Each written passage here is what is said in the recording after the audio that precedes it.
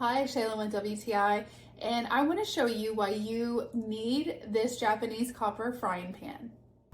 This is the TIKUSAN Japanese Tamagoyaki omelet pan, and it is made of copper and wood. It also comes with this wooden lid that can serve as a shaper and a serving dish. But I love this thing. This copper is so nice because it really does help fluff up your Japanese omelets or the tamagoyaki.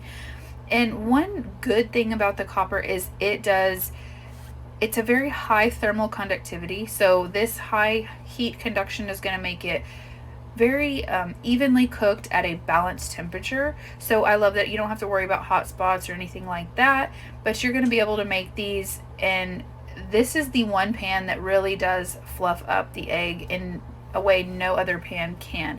Now, I'm no expert, so don't take any lessons from my cooking, but it does taste delicious. I can promise you that. Me and my son love to cook Japanese food together, and this is just one more thing that we can do because of this pan.